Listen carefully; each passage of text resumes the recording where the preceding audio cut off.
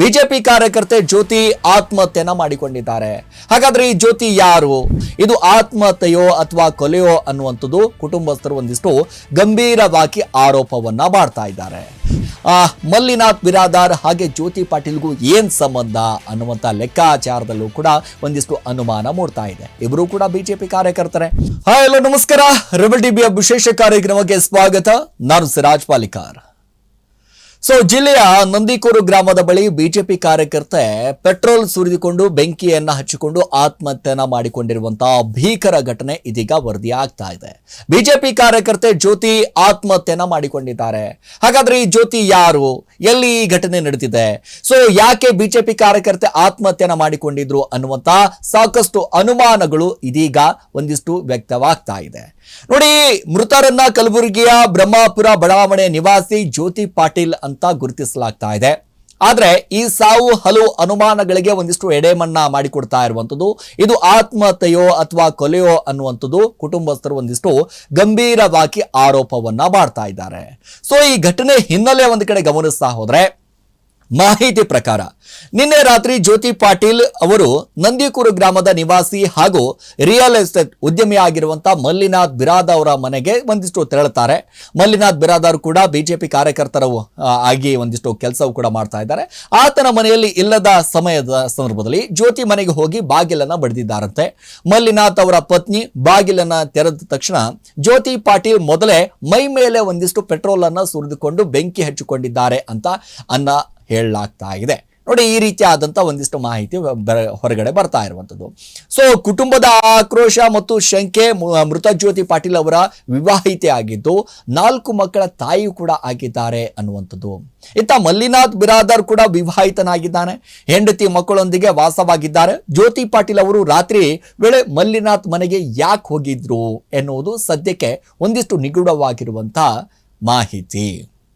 ಯಾಕೆ ಅಂತಂದ್ರೆ, ಈ ಸಾವಿನ ಹಿಂದೆ ಅಕ್ರಮ ಸಂಬಂಧ ಏನಾದ್ರೂ ಇದೆಯಾ ಅನ್ನುವಂತ ಅನುಮಾನ ಒಂದು ಕಡೆ ಶಂಕೆ ವ್ಯಕ್ತವಾಗ್ತಾ ಇದೆ. ಇದು ವ್ಯವಸ್ಥಿತ ಕೊಲೆಯೋ ಅಂತ ಜ್ಯೋತಿ ಕುಟುಂಬಸ್ಥರು ಒಂದ್ ಕಡೆ ದೂರನ್ನ ಮಾಡ್ತಾ ಇದ್ದಾರೆ, ಒಂದಿಷ್ಟು ಆಕ್ರೋಶವನ್ನ ವ್ಯಕ್ತಪಡಿಸ್ತಾ ಇದ್ದಾರೆ, ಒಂದಿಷ್ಟು ಆರೋಪವು ಕೂಡ ಮಾಡ್ತಾ ಇದ್ದಾರೆ. ಯಾಕೆ ಹೋದ್ರು? ಹಾಗಾದ್ರೆ ಅವರು ಮನೆಯಲ್ಲಿ ಇಲ್ಲಾರ್ದಂತಹ ಸಂದರ್ಭದಲ್ಲಿ ಅವರ ಮನೆಗೆ ಯಾಕೆ ಹೋದ್ರು, ಯಾಕೆ ಅನ್ನುವಂತ ಒಂದಿಷ್ಟು ಪ್ರಶ್ನೆ.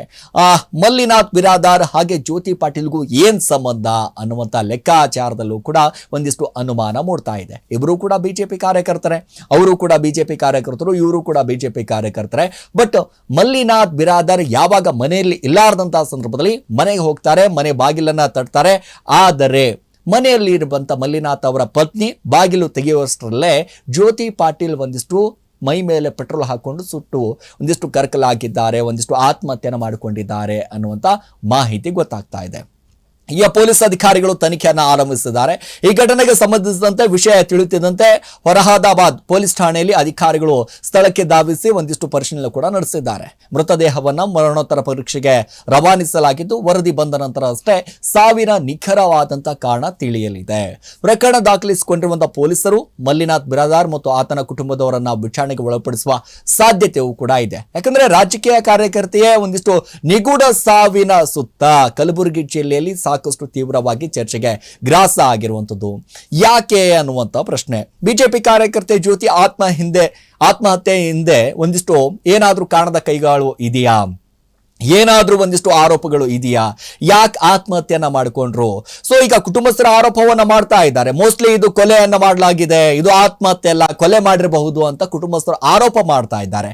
ಬಟ್ ಇದೆಲ್ಲವಕ್ಕೂ ಕೂಡ ಒಂದಿಷ್ಟು ಉತ್ತರ ಸಿಗಬೇಕಾಗಿರುವಂಥದ್ದು ಪೊಲೀಸ್ ಅಧಿಕಾರಿಗಳ ತನಿಖೆಯ ನಂತರ, ಪೊಲೀಸ್ ಅಧಿಕಾರಿಗಳ ವರದಿಯ ನಂತರ, ಪೊಲೀಸ್ ಅಧಿಕಾರಿಗಳು ಯಾವ ರೀತಿಯಾದಂತಹ ಮಾಹಿತಿ ಕೊಡ್ತಾರೆ ಎಲ್ಲವೂ ಕೂಡ ನಡೆಯುತ್ತೆ.